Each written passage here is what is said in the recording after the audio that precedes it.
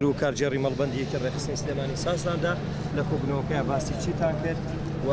حکوومەتی هەرێمی کوردستان و ئەم جۆرە کۆبوونەوانەکە لە مێژوشە دەکرێت تا چەند سوودی لەبێ بۆ خزمەتی زیاتری هەوڵاتیان. طبعا زۆر سپاس لە پێشەکیدا ئێمە وەکو کادری حزبی کە نێردراوینە ناو حکوومەت بۆ ئەوەی خزمەت بگەێنین بە کۆمەڵانی خەڵکی کوردستان ئەرکی سەرشانی خۆمانە ناو بەناو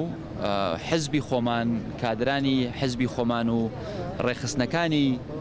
یەکێتی نیشتیمانی کوردستان کە حزبی خۆمە ئاگادار کەینەوە لە کار و چالاکیەکانی حکوومەت بەعام لە کار و چالاکیەکانی تیمی یەکێتی لە ناو حکوومەت بەعام لە کێشە و گرفتەکانی حکومڕانی لە هەرێمی کوردستان لە هەوڵەکانی حکوومەت بەعام و هەوڵەکانی تیمی یەکێتی بەگشتی بۆ ڕوبەڕووبوونەوەی کێشەکان و بۆ ئیدارەدانی کێشەکان و بۆ چارەسەرکردنی کێشەکان. کۆبوونەوەی دووەم و سێمیشتان ماوە.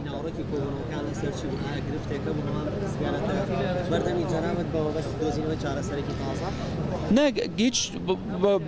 گرفت نییە، ئێمە تەواوکەری یەکترین. حزب چەترە گەورەکەیە، حزب کادر ئەنێرێت بۆ ناو هەڵبژاردن تا ببن بە پەرلەمانتار تاکو سیاسەتی حزب خەتە چوارچێوەیەکی یاساییەوە. حزب کادری خۆی ئەنێرێتە ناو حکوومەت بۆ ئەوەی ئەو سیاسەتەی کە هەیەی کە لە ڕێگەی پەرلەمانەوە کراوە بە یاسا لە ناو حکوومەت کە دەسەڵاتی جێبەجێکاریە جێبەجێ بکە بۆ تاوکەری یەکترین ئێمە یەک تیمین، یەک جستین، یەک تیمین و ضرورە ئێمە کە لەگەڵ ڕێخستنەکانی حزب کۆبینەوە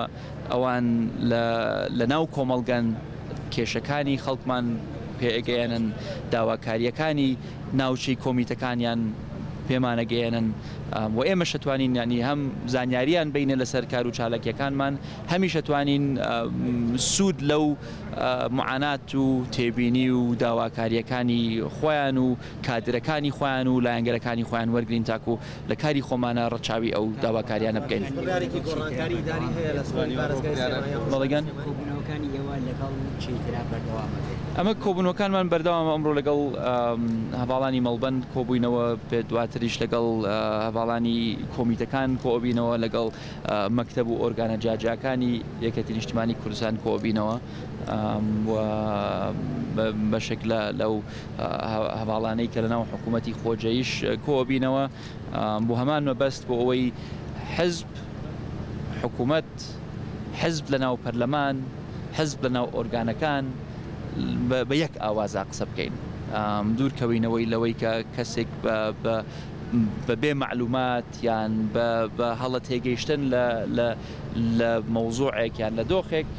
قسەی خۆی بکە. ئەوە ئەرکی سەرشانی ئێمەیە کە بەرچاوڕوونیان بینێ لە لایەکی تریشەوە ئەرکی سەرشانی حزبە تێبینیەکانی خۆیان لەسەر ئەدایی ئێمە لە ناو حکوومەت لەسەر ئەدایی کارمەندانی حکوومەت ئەمان پێگەیەنێت تاکو ئێمەش